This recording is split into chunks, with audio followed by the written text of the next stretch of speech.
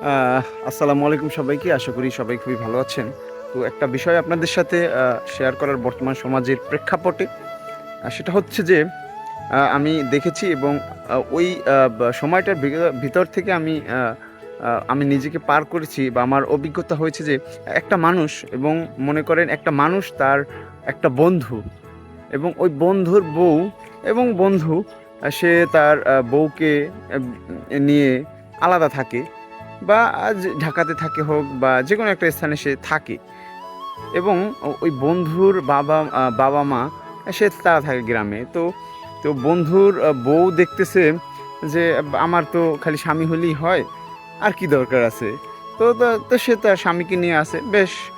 কিন্তু বন্ধু আরেকজন আমি যার কথা বলছি, সে তার বন্ধুকে বলল, "তোর বউ এমন কাজ করতেছে, আ এটা ঠিক না বা এর একটা প্রতিবাদ করা উচিত।" সেটা যেকোনোভাবে হোক, গায়ে হাত তোলা হোক বা যেকোনোভাবে এটা যদি আমি দেখি বা আমি পারতাম আমি ওই বা বা কাজটা করতাম যে আ প্রতিবাদটা আমি জানাতাম। কিন্তু কিছু সময় যাওয়ার পর আসলে যে পয়েন্ট অফ ভিউ বা মূল টপিক যেখানে আমি বলতে চাচ্ছি সেটা হচ্ছে যে মূলত যে বলেছিল এই কথাটা যে প্রতিবাদ করা উচিত, তখন পরবর্তী যে সময়ে তারও বিবাহ হলো এবং বিবাহ হওয়ার পর সে তার বিবাহিত লাইফ পার করতেছে। পার করার পর দেখতেছে যে হ্যাঁ, তারও তো বউ খুবই গুরুত্বপূর্ণ। তার তো বউই সব দেখা যায়। কারণ বাবা-মা তো একটা সময় গেলে লাগে না। কারণ সবকিছুতে তো বউই প্রয়োজন। তো সেক্ষেত্রে বউকেই তো আমার মনে হয় যে গুরুত্বটা বেশি দেওয়া উচিত। তো পরবর্তীতে দেখা গেল যে ওই বউয়ের কারণে হোক বা যেকোনো কারণে হোক, তার বাবা-মাকে আর গুরুত্বই দিচ্ছে না। তার বউ, তার বেবি আছে, সেটাই তার সবকিছু।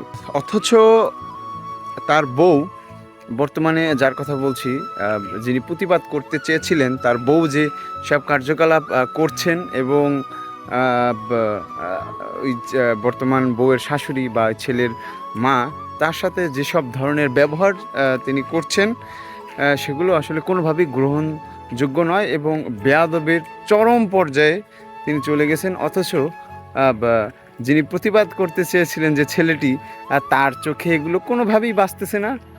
হয়তো এটা নরমাল বাজবে না বিকজ তার বউ। এই কারণে হইতে পারে, সেটা আমি জানি না। তো এটা সবার চোখে বাজতেছে। কিন্তু একমাত্র তিনি ব্যক্তি, তিনি মহান ব্যক্তি। তিনি মহান ব্যক্তিত্ব নিয়ে চলাফেরা করেন। তার মনে হয় যে না, আ বা তার বউই রাইট এবং তার বউকে যদি কেউ কিছু প্রতিবাদ করতে যায় বা সামান্য কিছু একটা বলতে যায়, তো